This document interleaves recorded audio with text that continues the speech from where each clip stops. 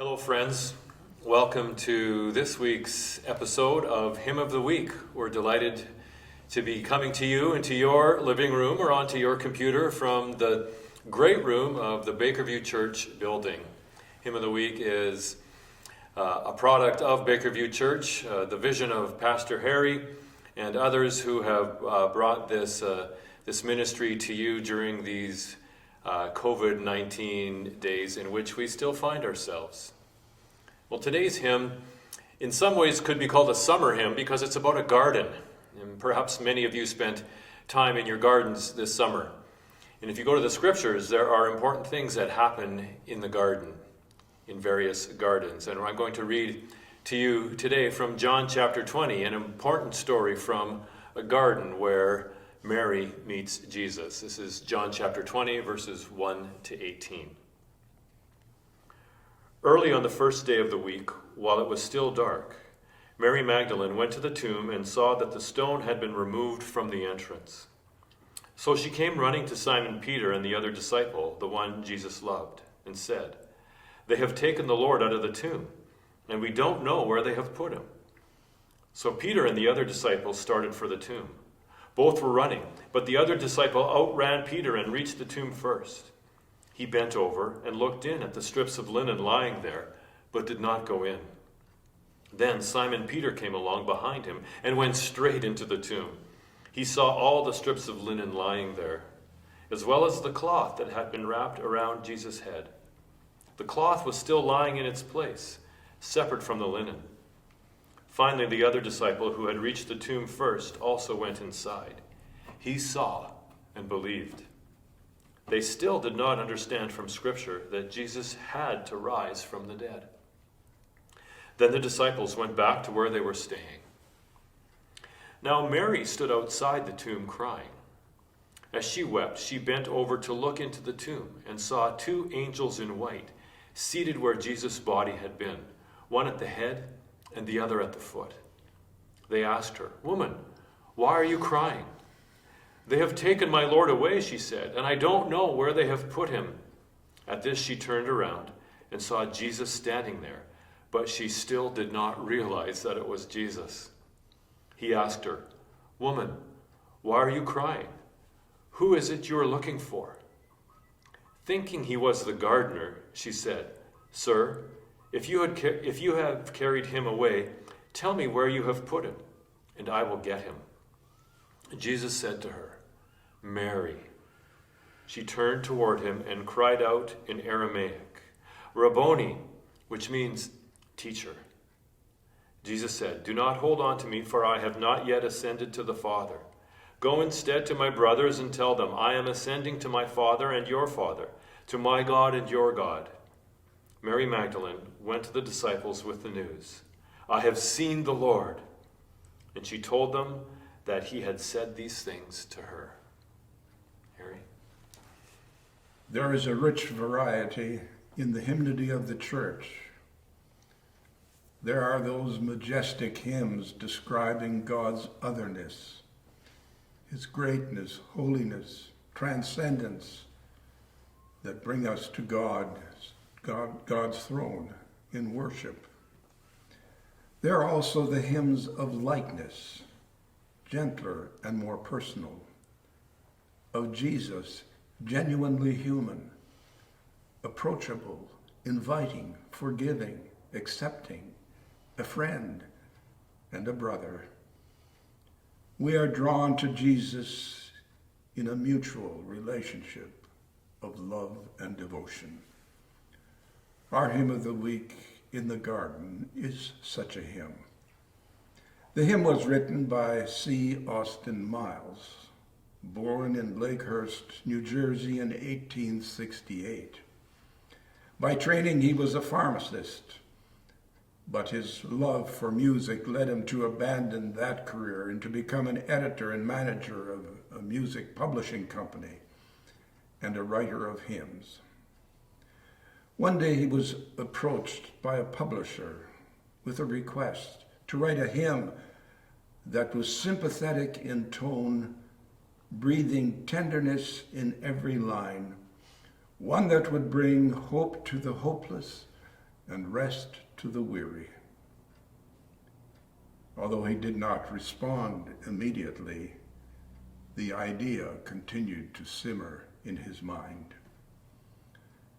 Austin Miles also practiced photography as a hobby. He had a dark room where he kept his photographic equipment and his organ. One day in 1912, as he sat in his dark room, he opened his Bible to John chapter 20, the story of Mary Magdalene weeping at the tomb of Jesus. He had read it often, but this time his imagination took him to the gate of a garden, there to observe Mary as she stood weeping at the tomb of Jesus.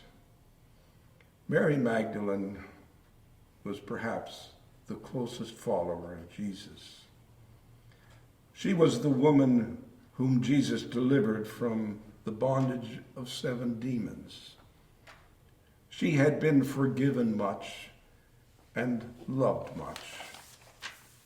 In the gospel narrative, she is the most present person in the story of Jesus and his suffering death. She was there at the foot of the cross as he suffered and died. She followed friends who carried the body of Jesus to the tomb in the garden and watched as they hastily prepared his body. She rose at the crack of dawn on the first day of the week to complete the embalming of his body as an act of love. When she approached the tomb, she saw that the stone was removed and ran to tell the others the sad news that his body had been taken. After the others had come and gone, she remained alone at the tomb and wept. As she wept, she looked into the tomb where she saw the 2 angels sitting where his body had been.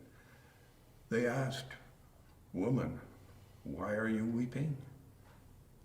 She heard the sound of approaching footsteps and turned to speak to the one she thought was the gardener. It was in the way Jesus called her name that she recognized him, so affectionately saying, "Mary," or perhaps Mary. Whatever it was, Jesus conveyed his love for Mary.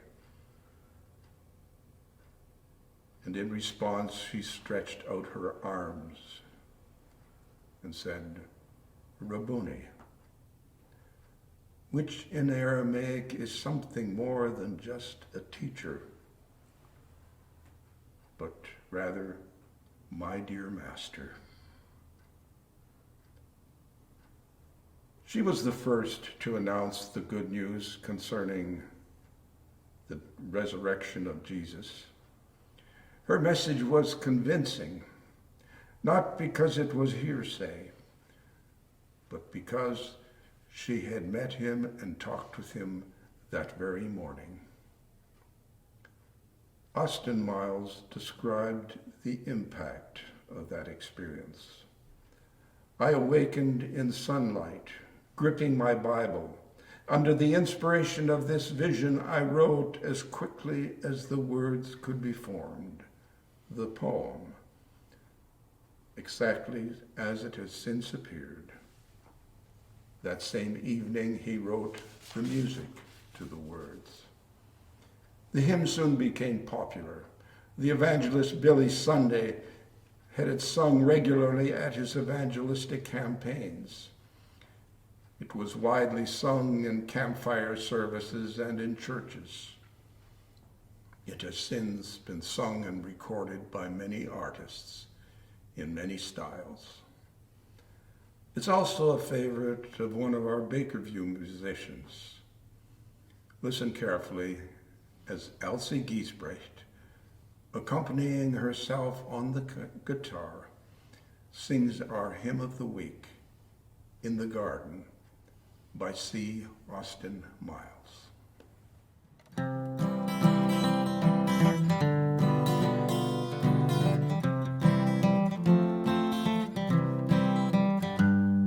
I come to the garden alone while the dew is still on the roses, and the voice I hear falling on my ear, the Son of God discloses,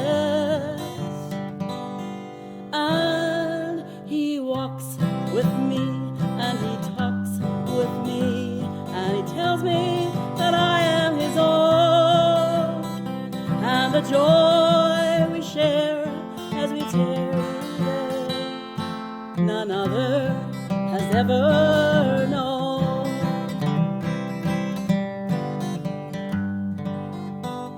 Well, the year was 1960. A teenager, I was in a garden, so to speak. I was picking strawberries in a field. And as I'm out there on my knees and I'm thinking, God, what is it that you want? I really don't know if I want to commit myself. And my question was, what will my friends say? Can I do this and just follow you? And I think his answer to me was yes. Yes, you can, because I'm going to walk with you all the way. He speaks, and the sound of his voice is so sweet. The birds hush their singing, and the melody that he gave to me within my heart is ringing.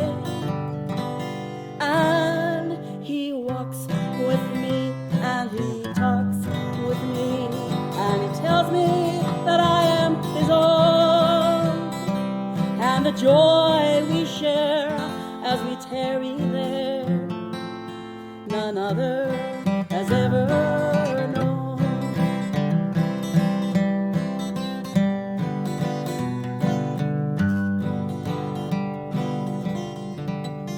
So I'll stay in the garden with him, though the night around me is falling, and he bids me to go through his voice of war, and his voice to me is calling, and he walks with me, and he talks with me, and he tells me that I am his own, and the joy we share as we tarry there, none other has ever known. Yes, he walks with me, and he talks with me, and he tells me that I am his own, and the joy we share as we tarry there, none other has ever known.